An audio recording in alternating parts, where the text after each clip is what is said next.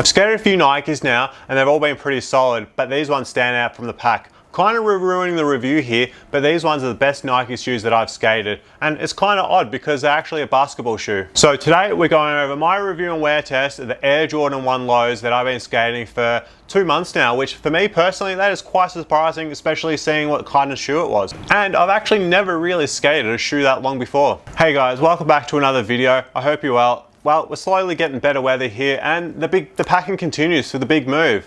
And also, my headspace has sort of been consumed and been getting my head around with trying to create this little t-shirt brand and stuff, which is consuming a lot of my time, which is a good thing and a bad thing, I guess. It's slowly getting there. I'm not too sure. I'm not really sure what I'm doing to a point, but anyway.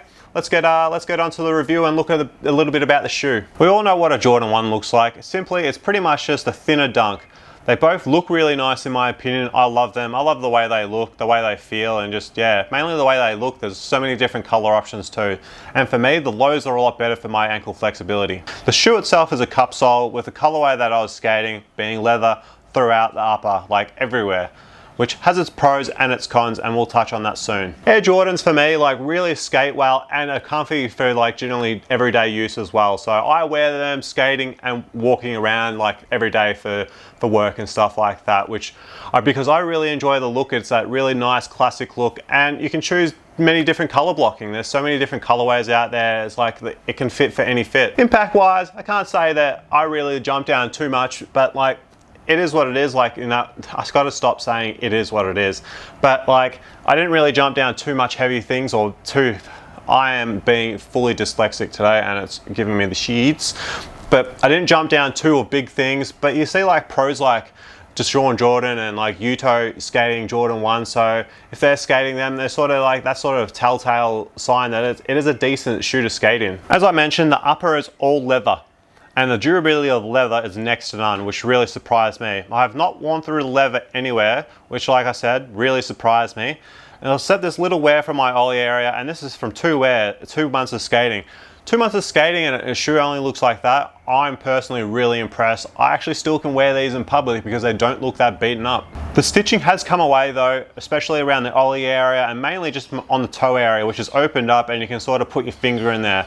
But that's more so trying and doing a lot of hospital flips, as that uses the top of your foot to flip the board back over.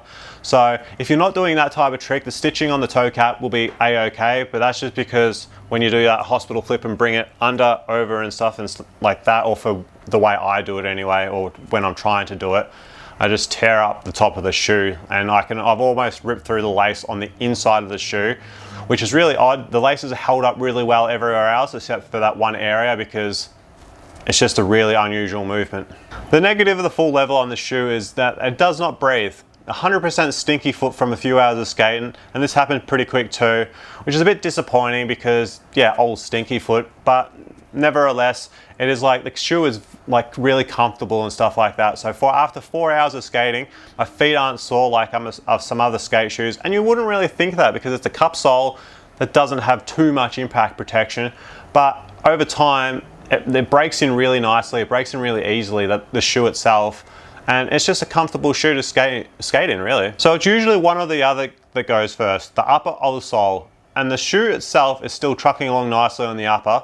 It has been wearing down, but the sole, that's been going along nicely as well. It's been grippy and durable throughout the life of the shoe. The negative you might say that is it's red, and it leaves a lot of red on your grip tape when you do any squishy and stuff like that, especially on new grip tape. It eats it, changes the color. But if that really bothers you, just don't, it even happens with white outsole shoes and stuff like that. So it's not a big factor, it's just something that happens. And I was really surprised about the durability of the sole. It's still going well, it's still got grip.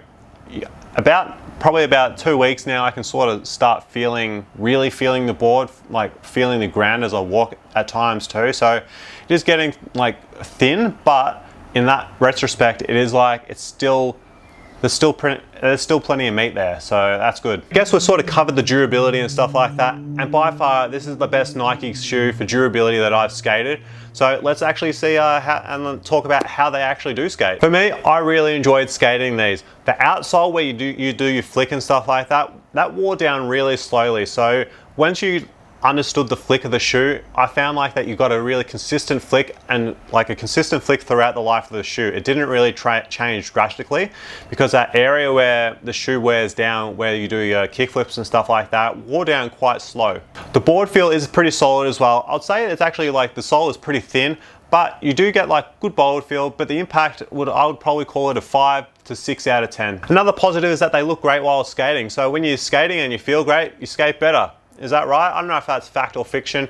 Let me know down in the comments what you guys think, because like when you are feeling good about your fit, feeling good about yourself, I feel like you skate a little better, push a little harder, and you generally might land something new. But it's not all about the fit. It's just about feeling good about yourself and stuff like that. And these are kind of shoes that do it for me, because they stand out, they look good in baggy jeans and stuff like that. And yeah, it ticks the look department for me, and also it ticks the skating department, the durability department.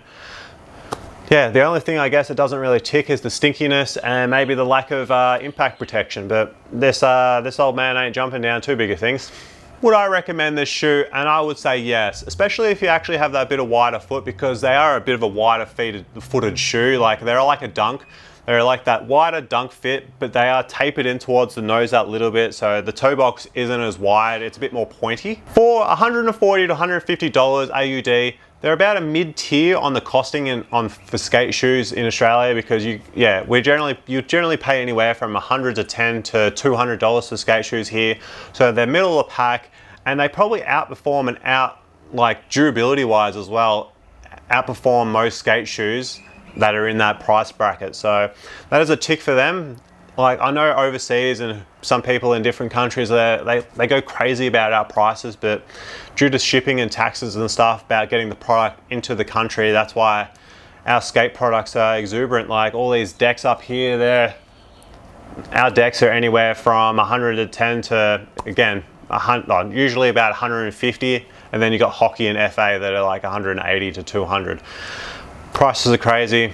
You can't do much about it down here unless we get someone to smuggle stuff in, or yeah, I don't know.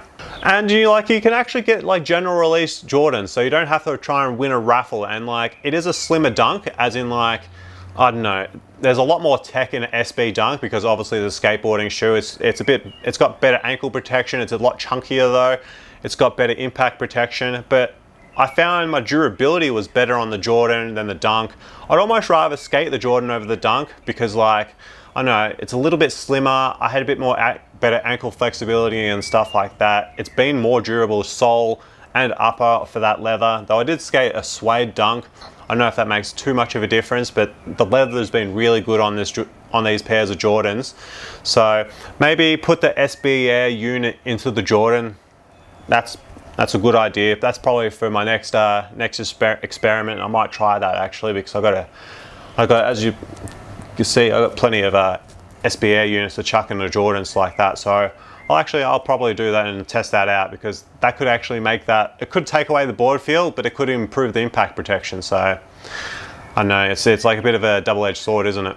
Anyway, that's it. I'm gonna keep skating until I figure out what I'm gonna skate next. I don't know, in the middle of moving and, like I said, trying to create this T brand, which is sort of racking my head, sinking too much energy and time, and I'm like, I don't say forget, but it's harder to make YouTube videos because I'm like distracted with other things, and it's hard to skate because of the weather and stuff like that, and I don't know, just full of excuses at the moment. But if you did enjoy the video, make sure you hit that like button, subscribe if not already. Thanks for watching and stuff like that. I really appreciate it.